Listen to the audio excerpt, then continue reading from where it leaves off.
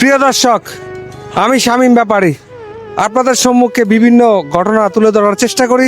ঠিক তেমনিভাবে আজ 13ই জানুয়ারি 2026 সাল দুপুর 12টা বা 1টার দিকে হঠাৎ করে এই গাড়িতে লেগে যায় আগুন। কী কারণে এবং কেন লেগেছে আগুন তার কিন্তু কোনো তথ্য পাওয়া যাচ্ছে না বা জানা যাচ্ছে না। তবে এখানে একজন আহত হয়েছে, কেউ নিহত হয়নি। এখানে লক্ষ লক্ষ টাকার বিটুমিন, যে বিটুমিনটা নষ্ট হয়েছে, আপনার দেখতে পাচ্ছেন এই যে ফায়ার সার্ভিসের মনোহরদী ফায়ার সার্ভিসের লোকজন এসে এর আগুন নিভায়।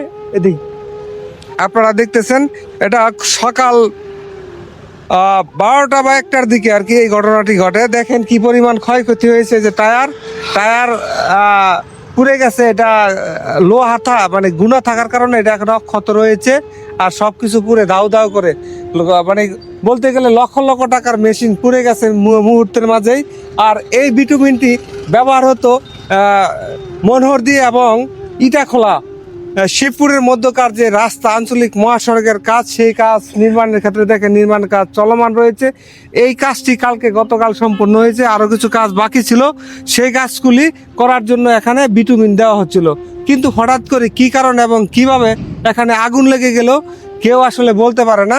কিন্তু হঠাৎ করে দাউ দাউ করে যখন আগুন লেগে যায়, তখন এলাকার মানুষ ছুটে আসে, তারা আপ্রাণ চেষ্টা করে, তখন নিভাতে না পারে, তখন মনোহরদী ফায়ার সার্ভিস এবং সিভিল ডিফেন্সের লোকজন এসে আগুন নিভায়। কিন্তু এখনো গরম রয়েছে, এখানে হাত স্পর্শ করলে সেটা অনুভব করা যায়। এখানে লক্ষ লক্ষ টাকার বিটুমিন এবং গাড়ির ক্ষয়ক্ষতি হয়েছে। এই ছিল সর্বশেষ, এবং এই কাজ এটি নষ্ট হয়ে যাওয়ার ফলে এখানে মনোহরদীতে কিছু অংশে পিচ জ্বালা রাস্তার কাজের ব্যাঘাত ঘটেছে, যা অচিরেই সমাধান হবে বলে আশা করছি। শামীম ব্যাপারী, হাতিরদিয়া বাস স্ট্যান্ডের এই বিটুমিন পুড়ে যাওয়ার গাড়ির সামনে থেকে। ভালো লাগলে অবশ্যই আপনাদের লাইক এবং কমেন্ট ও শেয়ার আশা করি। সবাই ভালো থাকবেন। আসসালামু আলাইকুম।